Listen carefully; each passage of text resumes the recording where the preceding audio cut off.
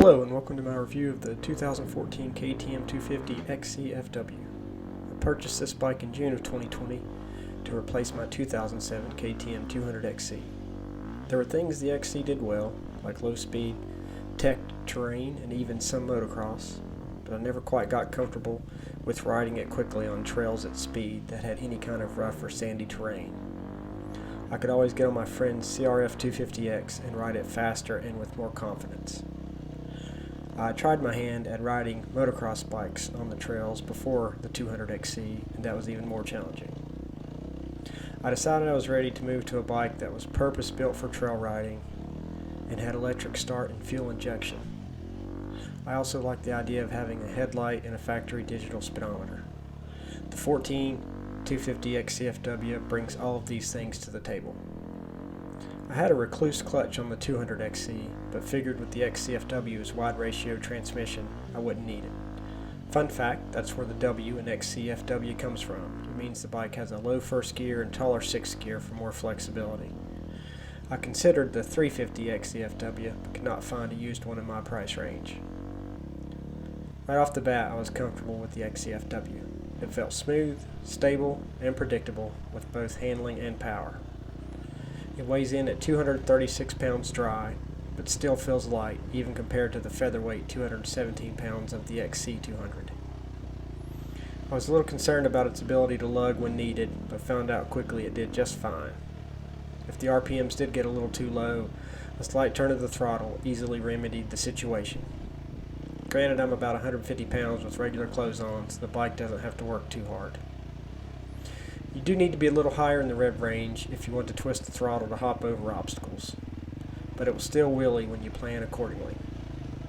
Speaking of the motor, the fuel-injected dual overhead cam engine has a really broad and usable torque curve that comes alive as you move into the upper rev range.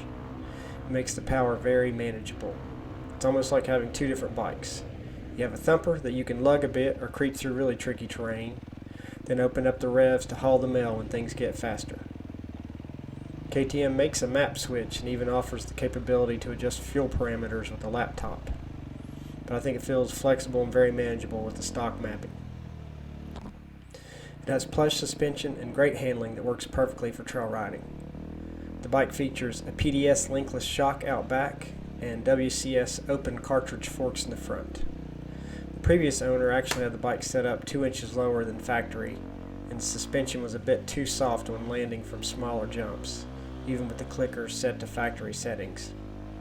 I plan on having the factory fork and shock springs put back on the bike and then setting the sag and adjusting for my weight. The bike felt light and predictable at low speeds, but also very stable as the pace quickened, which is exactly what I was looking for.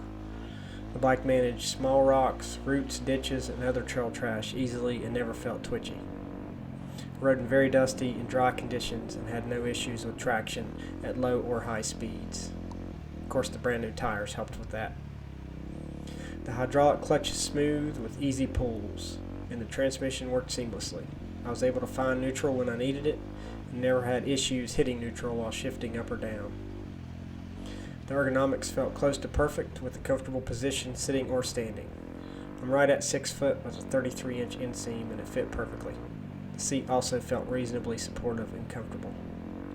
It has a decent sized fuel tank at 2.27 gallons, which should last for some long trail rides. The Brembo brakes are excellent and will stop on a dime. Be careful hitting the front brake on pavement. It grabs quick enough that you may get a nice surprise that you have to manage. The trip computer also offers a lot of great options for a factory component. It can display speed, hours, time, trip mileage, and even has a stopwatch with up to 10 memory slots for lap times. Overall, the bike is very high quality with a lot of features to make it a great purpose-built trail ride. The fuel injection, functional kickstand, headlight, electric start, wide ratio transmission, trip computer, and more should make life easier and more fun. I'm looking forward to logging more hours and getting to know the bike better. Thanks for watching and happy riding.